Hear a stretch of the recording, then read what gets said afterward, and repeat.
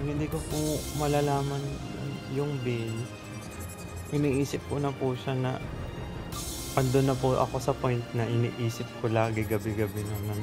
Habang andito ako sa ospital, paano babayaran? Saan ko po kukunin yung pambabayad?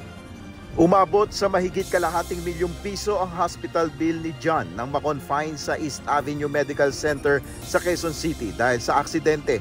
Bukod sa iniindang sakit, gabi-gabi niyang iniisip kung saan kukunin ang ipambabayad sa naturang ospital.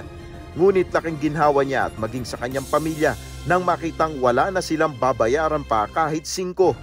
Siyempre, kaiisip mo po kung saan ka kukuha ng ibabayad, tapos ganito, magiging zero bill siya. Yun po, talagang napakasaya po talaga namin. Kabilang si John sa naging benepisyaryo ng Bayad na Bilmo program ng pamahalaan. Kanina personal na binisita ni Pangulong Ferdinand Marcos Jr. ang East Avenue Medical Center upang tignang mabuti kung naipapatupad ng maayos ang Zero Balance Billing Program. Sagot pa rin ang rehab ng hospital. Happy siya. Okay, sige. Dito nakilala rin ng Pangulo sa orthopedic room ang batang si Angela na naka-admit dahil sa natamong injury. Mula sa 168,538,000 pesos na bayarin, wala na rin silang babayaran sa ospital. Ayon kay Pangulong Marcos Jr., kahit papaano ay umuusad na ang Zero Balance Billing Program ng pamahalaan at iniutos niya sa DOH na pabilisin pa ang proseso sa naturang programa.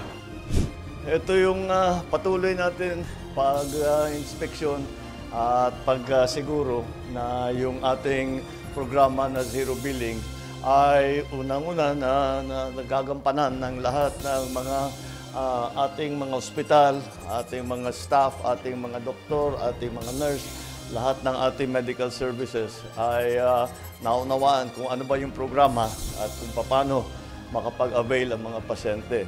So I'm happy to be able to report that the Zero Billing program is proceeding well. Ayon sa DOH, mula nang inanunsyo ng Pangulo ang libreng pagpapa-ospital, umabot na sa 2,000 pasyente ang nakinabang sa Zero Balance Billing sa East Avenue Medical Center. Mahigit 12,000 naman sa Eastern Visayas Medical Center.